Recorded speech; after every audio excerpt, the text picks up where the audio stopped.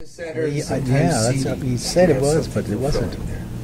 And I said it would be a place where everybody bought their gifts, whether their gifts be listening or dance or whatever.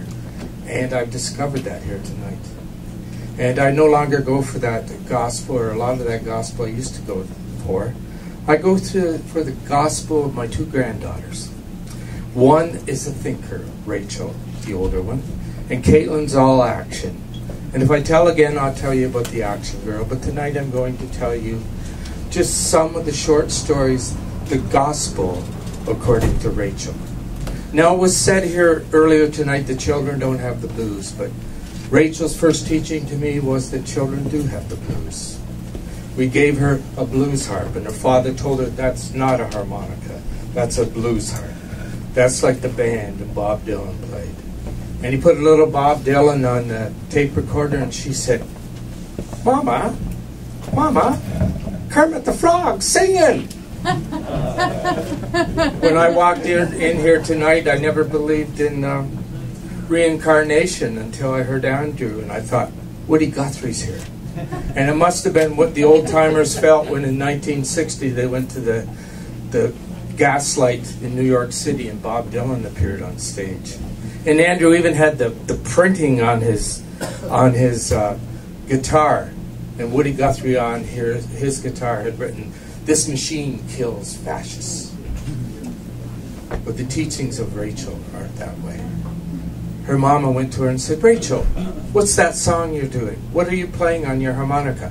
"Mama, that's not a harmonica. That's a blues harp. And I'm just playing the sads." And she's always had that kind of feeling. About 2 years ago, because of the series of head injuries, I wasn't able to ride a bike for years. And I bought a bike, so I phoned up Raechel and I said, "Raechel, guess what? I've got a bike again. The doctor said if I wear a helmet, I can ride a bike again." And Rachel's, "Oh, Grandpa, that is so sad." And I says, "Well, why is it sad that I got a bike? I'm going to wear a helmet. I'm going to be real careful." She says, "No, Grandpa, you have to understand that when an old man in Canada wants to be young again, he doesn't ride a bicycle. He gets a motorcycle or a truck with tall tires. Old men who want to ride bicycles are in Holland and China, and they ride around in packs. They don't ride by themselves." Which gave me the vision of a Dutch motorcycle gang would be these old Dutch men on bicycles. Instead of chains, they had wooden shoes just ready to thump anybody.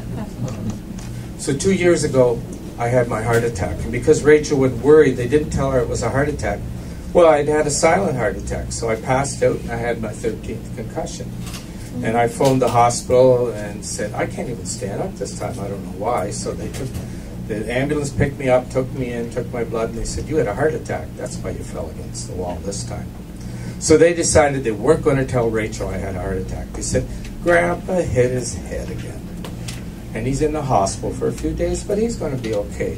"Well, Mom, I could have told you that was going to happen. Have you seen that man try to dance or do anything?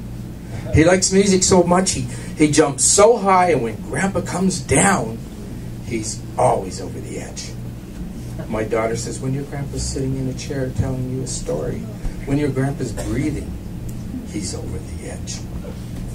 When I came out of the hospital, Raechel decided that she was going to teach me how to live in a way that would be safer. And she says, "Grandpa, sit down. I have to teach you something about dancing in life."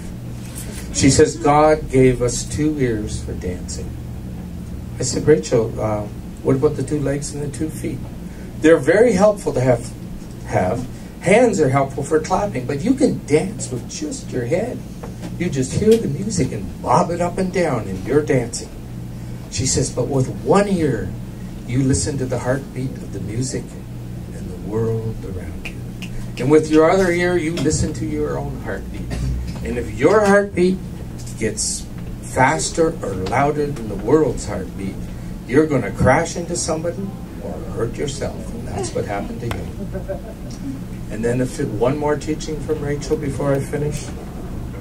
A couple months ago, she phoned me. She says, "Grandpa, there are things in our life that hurt to learn and are hard. But we've got to know them. And you know, Grandpa, there's a lot of things that people say about you all the time, but they won't tell you. So I'm going to tell you. But it's going to hurt. I said, okay, Raechel, I'm ready. Grandpa, you're not much of a real man. She says, you can't snap your fingers. You're not good at sports. You can't skip. And you know what Mama says all the time? She says, you can't fix anything. And I heard my daughter say, Raechel. But Grandpa, if we need to be happy quick and we're sad, you are magic. And I felt so good. And then she said, and you do what, she's very opinionated about men too, you do things that real men won't do. And I said, what will real men not do? Real men won't take the time to tell a kid a story or read to them. And you know, I can't figure out why. It's one of two things that I've noticed in real men. Either they're too stupid or they're too lazy. And I said, well, your dad's a real man, right? Yes, he is. And I said, well, he reads to you. Well, we're teaching him to. And someday he may be able to read and tell stories as good as you.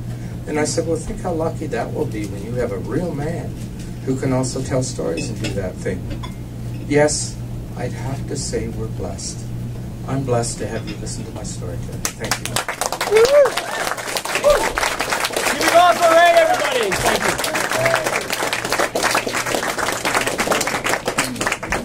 you. All right, we're going to keep the night going.